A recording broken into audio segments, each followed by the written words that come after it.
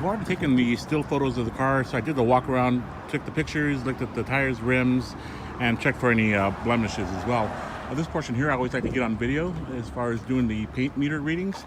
And what we're checking for is if it's factory paint work, right? If not, is there any signs of repaint, rework, or even hidden damage? So we'll start getting some readings here. On a factory paint job, you know, each manufacturer, they're a little different. This paint meter that I'll be using, it reads in the thousandths of an inch. So I think roughly about 4.5 or I say 3.5, between 5 or 3.5 to 5 is normal. Oh, okay, there we go. First reading, 3.5. All right, so we're off to a good start. Great. Okay, good. So we're seeing consistency there. 4, that's still good right there. Before I move on to the rest of the panels, I took a look at the front fascia here. All the front panels look good. I checked the headlight lenses just to check for any cracks or cloudiness. They're still in good shape there. Just a couple of small little rock chips there. Grill or kidney still in nice shape. Just some little minor rock chips there for cosmetic blemishes. But if you stand maybe 4 feet away, you don't even see them anymore. Left side lens looks good. Here, that's a nice size little paint chip right there. That seems to be the worst of it there.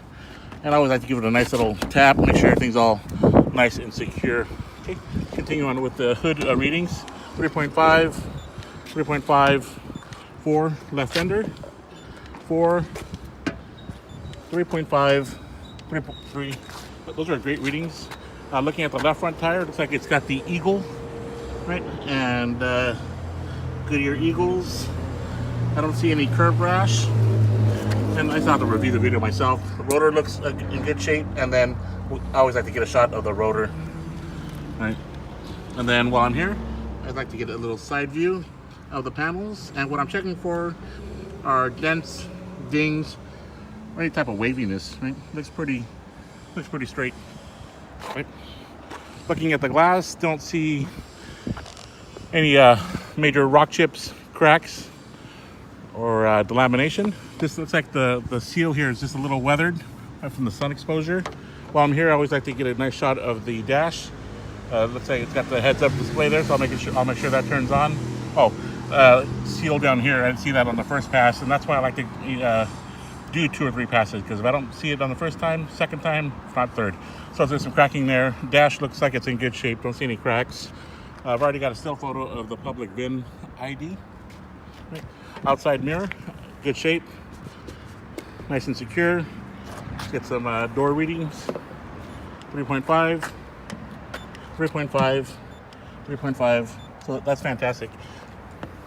Glass, again, no scratches, no chips, no delamination. Rear window looks like it's got aftermarket tint.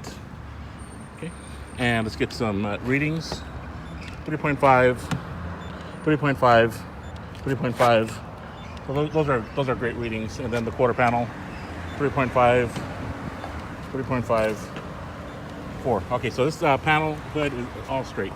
Okay, left rear tire, Eagle. Right?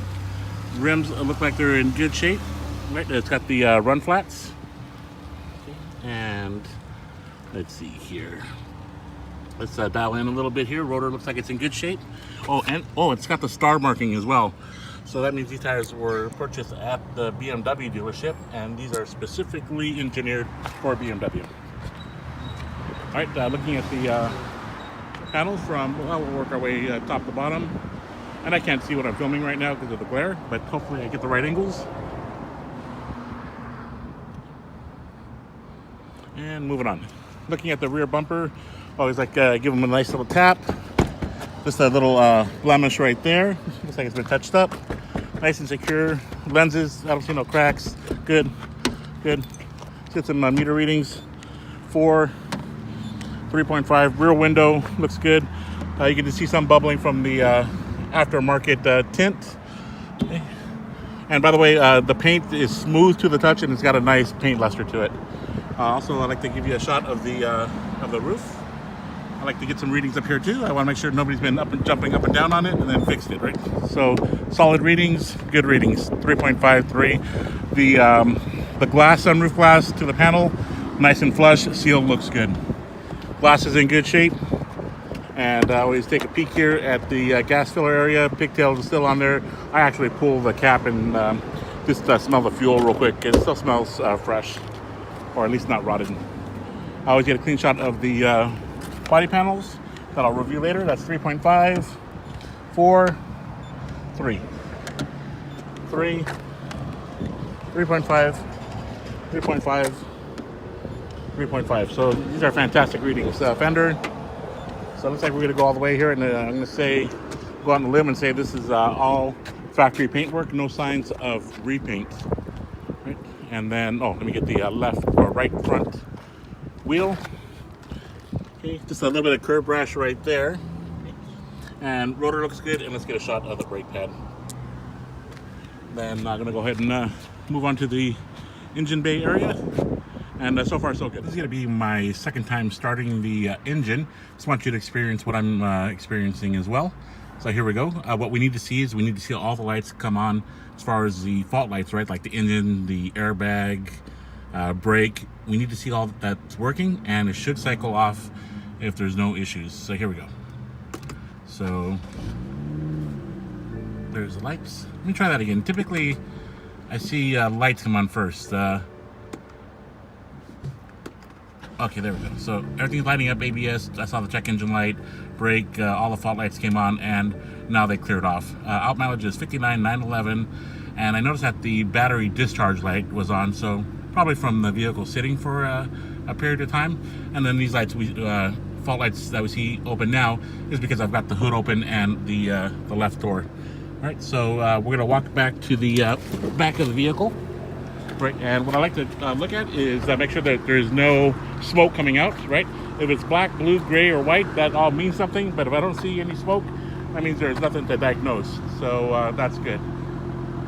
Condensation's okay, but nothing else. All right, so walking over to the engine, again, I've only had it idling for a little bit, so after I shut down this portion of the video clip, it's gonna actually run for about 10-15 minutes just on its own. What I want to do is get the engine nice and hot.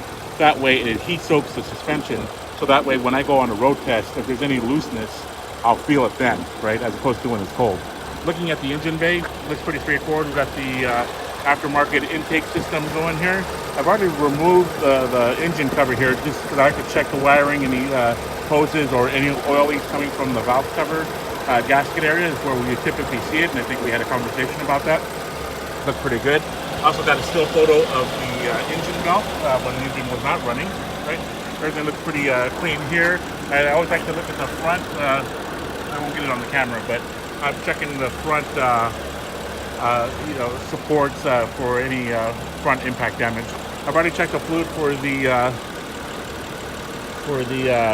washer fluid here, or radiator fluid. Okay, that just seemed a little loose to me. All right. And then I get the bodies in as well. Again, everything looks really clean. I've got photos of the nuts here for the hinges. If I see any chip paints, that's an indication that the hood's been either adjusted, removed, repainted, or for whatever reason, looks like it hasn't been tampered with. And even the insulation here under the hood, I like to look at that because in some cases, rodents like to nest here in the engine bay area. For whatever reason, they'll chew at this and they chew at wiring, and that's another reason that I take a look all the way around, checking to make sure I don't see any obvious signs of chewed wiring or hoses, which I did not see, given my limited view. Okay. Engine sounds good, right? I don't hear any abnormal noises, any deep noises like from the bottom end of the engine nor the top end. And as of right now, like the ticking noise that I hear, that just sounds like injectors to me. Okay, moving on. Take a final look at the gauges here. Idle is strong, around 600 RPMs, just above a half a tank, and then the coolant temperature, we'll have to keep an eye on that. Still too soon. I'll check on that after it's been running for about 10-15 minutes. So I've been driving for a couple of miles already, and I've already tried driving hands-free, right? The vehicle does not pull to the left or to the right, right? There's gonna be a little bit of grounding here, so it is going a little bit to the right, but that's okay because of the way the road is. I stepped on the brakes, nice and solid, it stops straight. I don't see a steering wheel shimmy like that, right? That's me doing that. So braking is solid, acceleration is good, no hesitation, no signs of or obvious signs of misfire. Just performs really well. Transmission, I've already done the manual shifting. That shifted really well. Let's see, tested the horn, checked the windshield wipers, that all worked. AC's blowing cold right now, the heater's working. Seats, ventilation's good. The sunroof, already checked the operation there. Windows, they don't make any noise, they all go up and down. Windows fold. And then at some point, I'm going to try to see if I can accelerate that and kind of go through the gears manually.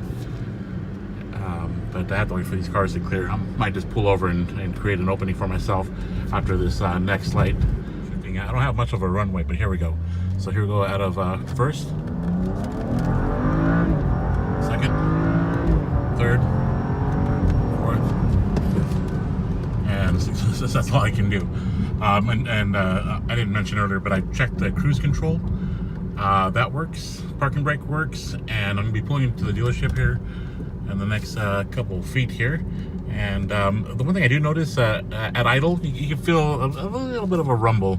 I'm not sure if it's from the exhaust, but just a little bit of rumble, but nothing obvious. Go ahead and wrapping up the drive now.